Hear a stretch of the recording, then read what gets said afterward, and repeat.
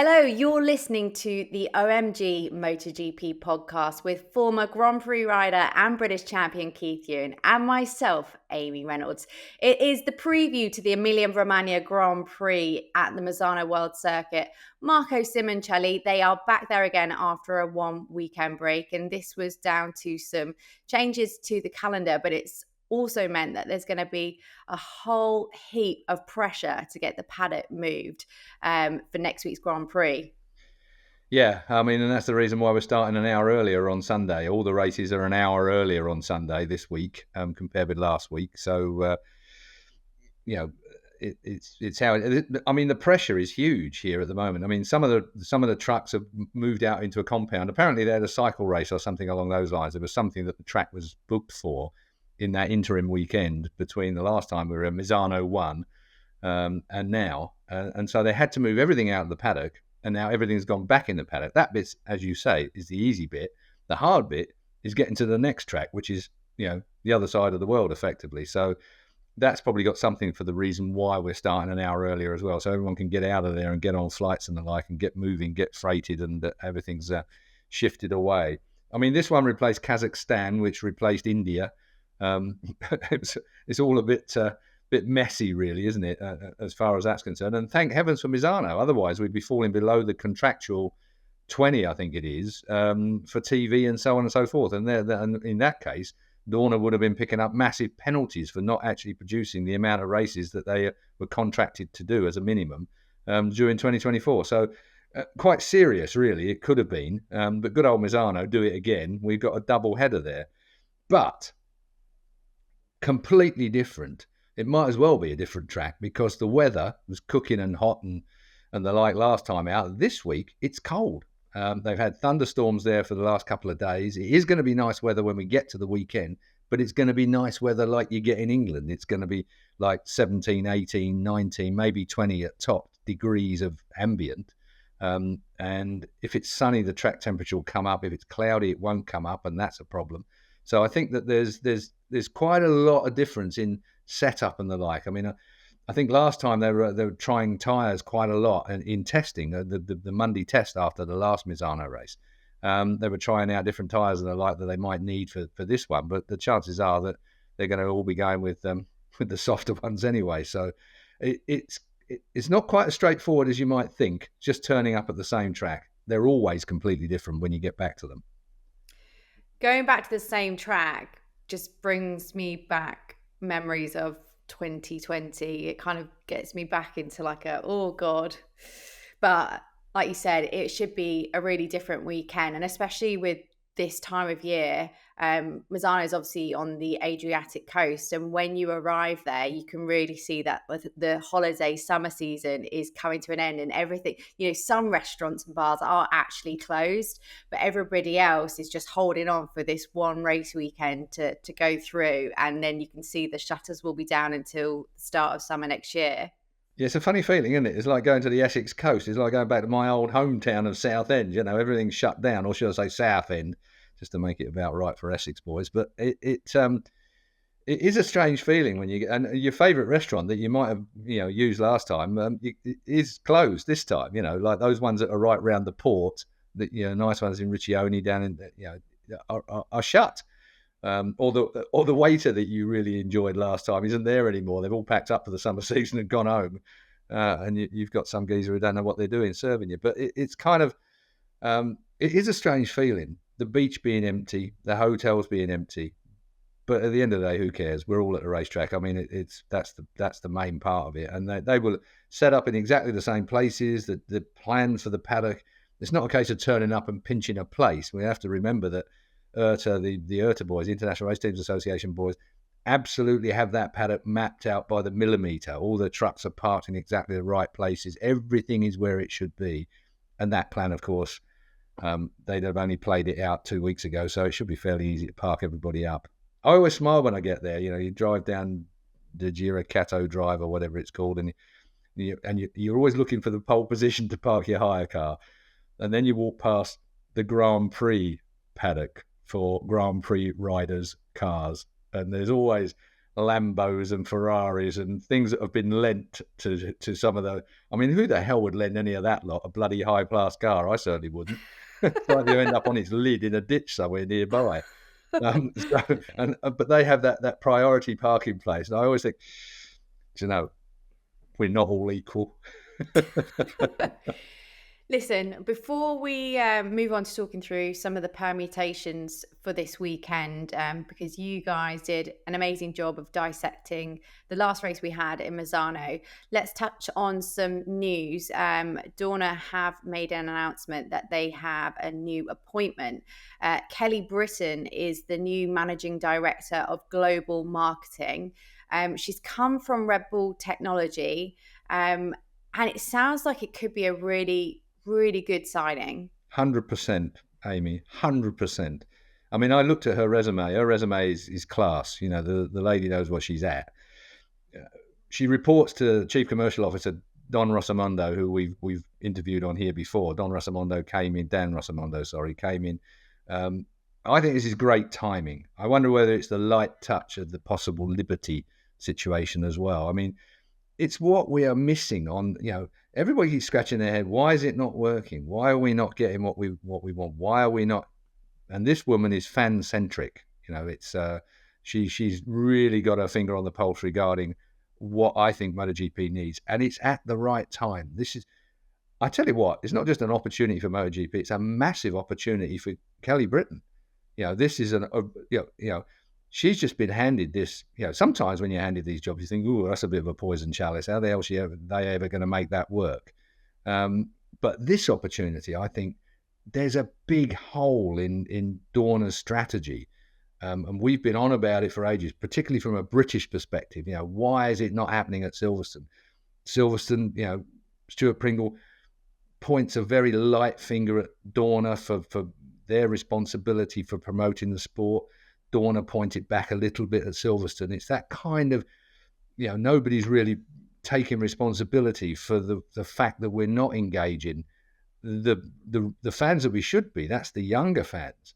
We're all right for old cloth caps and grey hair. I mean, people like me we're well embedded in MotoGP and have been for donkey's years. But it's the young fans coming through, and I have a really good feeling for this appointment. I think that Kelly Brittain, it couldn't come a moment too soon.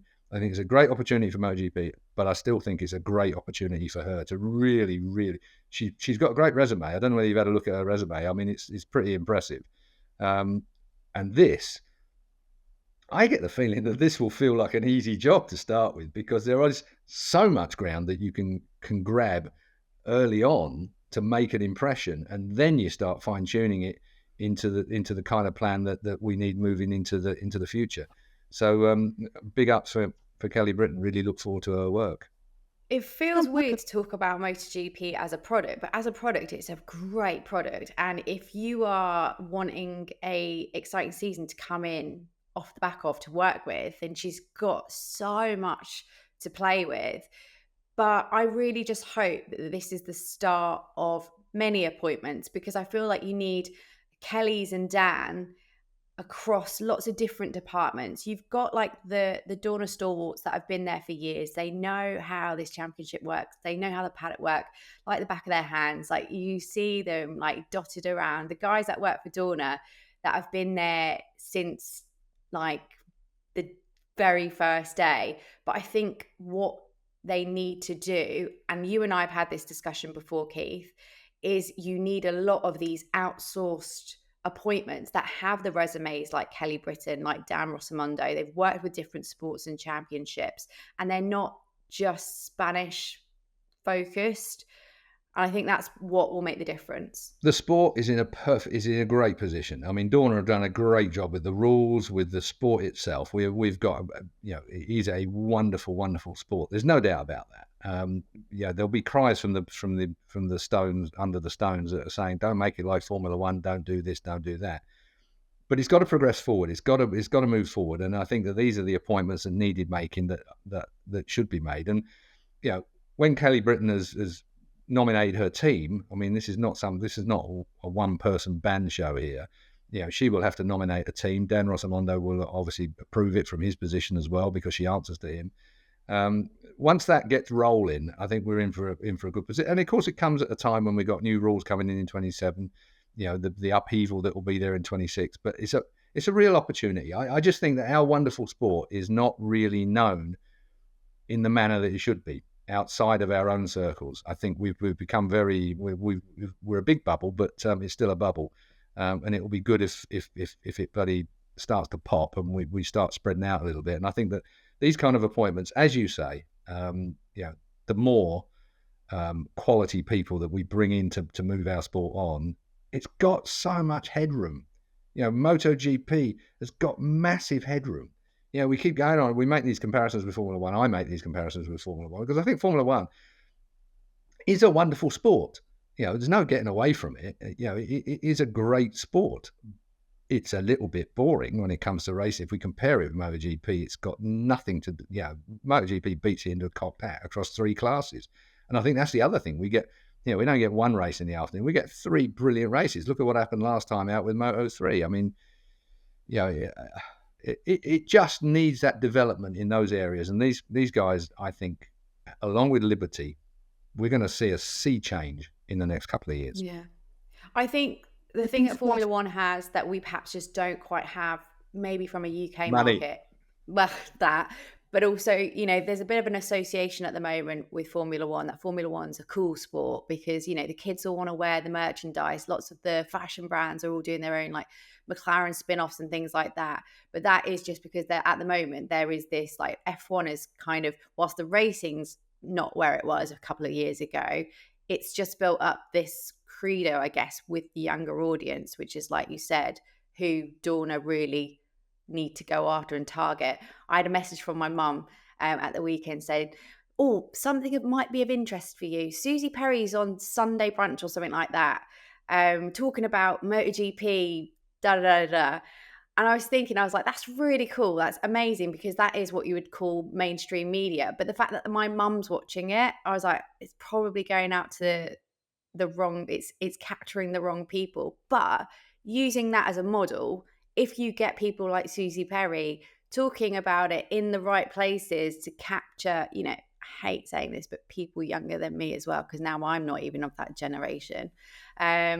But that's where we break the ground, right? I think that, this is going to sound terrible, but Susie Perry is of a certain age and of a certain demographic. I think most. I remember one of my girls walking in one day. I shouldn't say it, but critical of the way that people were dressed, should we say? What are they doing wearing that? Is a comment that came from one of my 16-year-old, as it was at that time. And I think that the coolness of it is something that does need moving on. Again, with the Formula One theme, when I watch Sky F1, I can't tear myself away from their presentation. I think their presentation is exceptional. Yeah. It's interesting. It's in depth. It's quality. Natalie Pinkham, I think, is an absolute superstar. Karun Chanduk, who I used to interview back in the A1 Grand Prix days. I didn't really rate him that highly, but he has become fantastic. Harry, our own Harry. Harry's 27 years old now, Harry Benjamin, and he commentated on Sky F1 last weekend from wherever it was. Can't remember. Azerbaijan. There you go. There we go. And he did a fantastic job. These are the next generation, and I think the MotoGP is waiting for that. We are waiting for that next jump. We talk about making a step in racing all of the time, trying to make a thousandth of a second step in actual performance on track. But we need to make a few steps outside of that, and I think this is the first serious appointment. Dan Rossamondo probably was the first serious appointment, but I kind of don't really understand what a commercial officer really does. Whereas I do understand what Kelly is going to be doing, and I'm sure Danny's brilliant at whatever he does, but it's almost unseen. We don't really know what he's doing as a commercial person. What's that exactly? Well, if this is his hire, this is a good thing. It is a Anyway, good thing. we're going to get told off for waffling on too much about stuff that is non-racing specific. So let's talk about our expectations for the weekend. Jorge Martin still leads the championship, but only now by 7 points, despite his blunder last time out, which I'm sure there is not going to be a repeat of this weekend. But what you're looking at unsure on that one, Keith? Well, I am, because I think is everyone trying to no, over to you. No. Please, you have the world championship. No, you have the world championship. At the minute, they haven't made their minds up who's actually going to, make the effort and keep it going consistently. I don't think that I think we're going to go through this to and fro for the rest of the year the way it's going on. I thought Pecco had got his head down, and I thought his quality, his motorcycle was going to do the business, but maybe not. I mean, he handed a massive leap to Jorge Martin, and he passed a bit back to him last time out. It's interesting how the pressure is building in that paddock as well. I mean, Marc Marquez has obviously now stirred up the almighty, hornet's nest, and not just in the fact that he's on a so-called old bike that's only millimeters off of what the 24 bikes are, but all the same, it is an older bike. But I noticed that DG Delinea, every time you hear from Gigi, it's almost like he's not looking forward to 2025 when those two get together in the major Ducati camp. The pressure just seems to be building all round at the moment, and that's going to have an effect on this year. I mean, one of the quotes I picked up from the web this week was when he was talking about the collaboration between them next year and how Mark and Pecco are going to work together in Ducati. He said, "I hope it will not be a disaster," was the translation. And when someone like Gigi Delinea is kind of questioning whether it's going to, I think he's going to have a headache next year. That is for sure.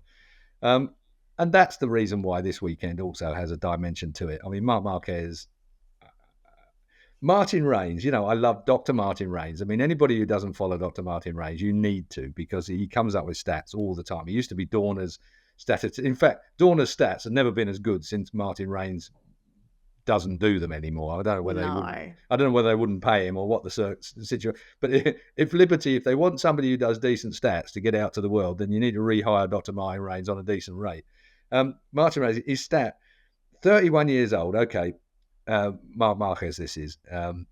He's 7th on the list of the longest gap between wins, 14 years, 94 days in actual fact, from 125 to MotoGP. So he's already 7th on the list. Top of the list is, of course, Valentino Rossi. I don't think anybody's going to get near his. He's 20 years and 311 days between his first win on a 125 and his last win on a MotoGP.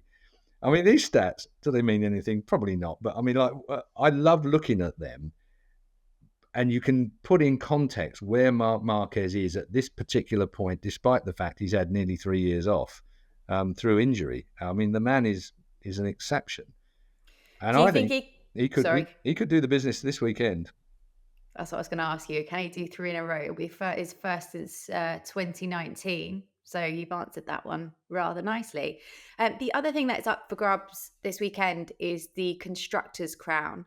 It looks like it's going to be a shoe-in for Ducati, but do you think because of how many bikes Ducati have on the grid, do you think there's still the same prestige when it comes to the Constructors' Championship as there once was? So I used to have this argument with Julian Ryder all the time, because Julian being a damn good man and a proper journalist, always used to bring up the manufacturer's trophy and all the rest of it. And I used to go, manufacturer's trophy, who cares?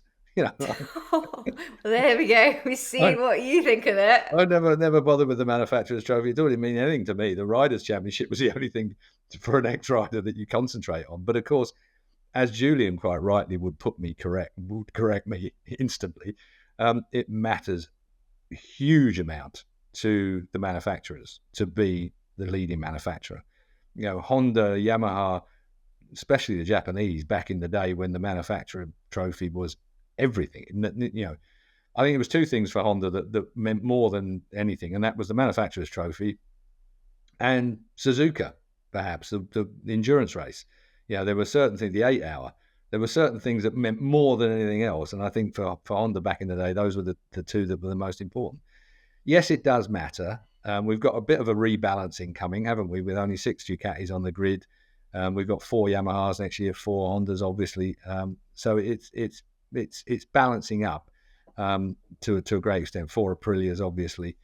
I think this weekend we've got. I think that we'll have another Yamaha signing. I think Jack Miller will sign. Will be announced.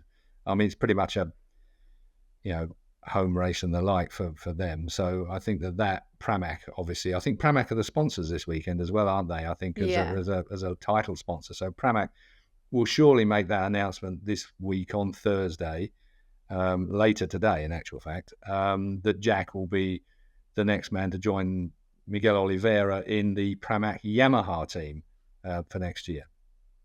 And good too. I'm pleased that Pramac and Jack are back together. That's a great pairing.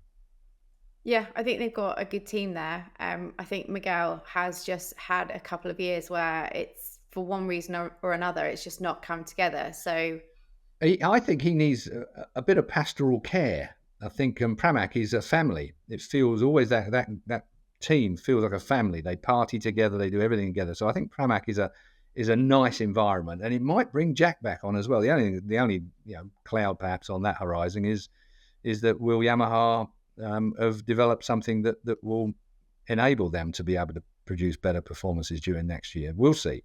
I think probably yes. I think Yamaha they've chucked the kitchen sink at it really at the minute to try and make a comeback. So we'll see what developments over the winter and where we get to in the early tests. I mean, the early test next year is Buriram.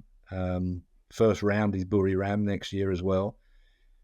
Anybody booked their tickets? I haven't yet. All the hotels are full. It's a nightmare. Are they? Yeah, everybody's on it at the moment.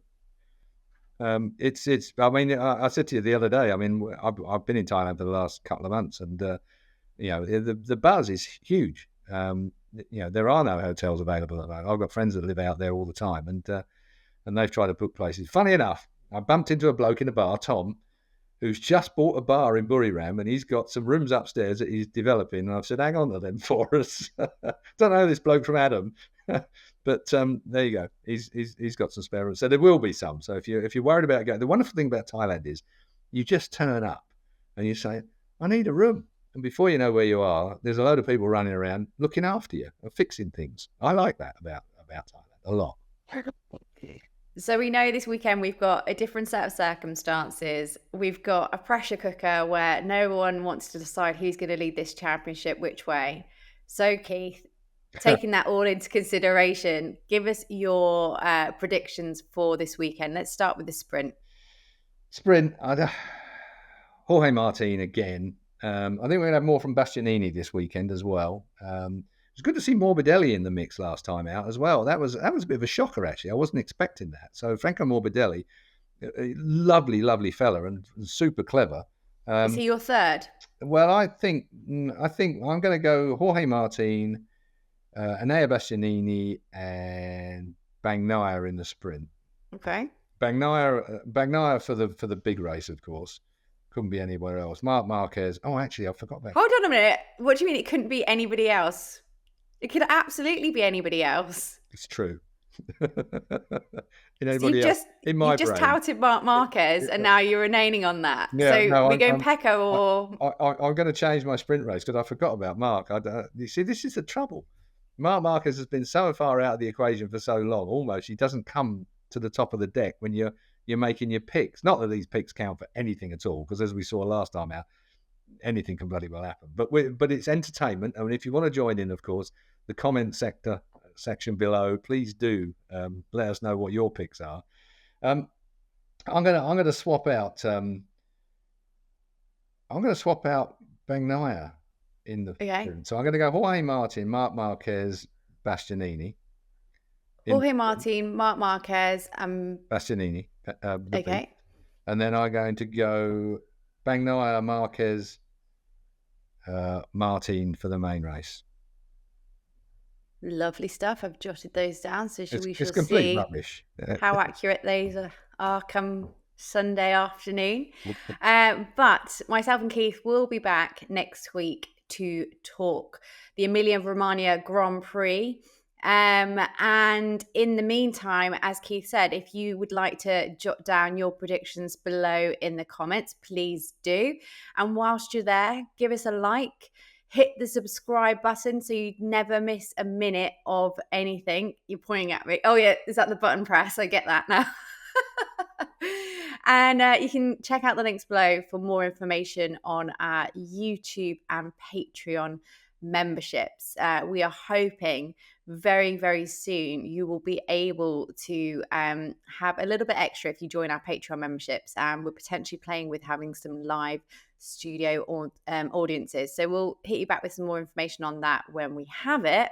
But in the meantime, enjoy the Grand Prix, enjoy your weekend, and as I said, we'll be back next week with all of the race thoughts and whatnot. But thanks for listening.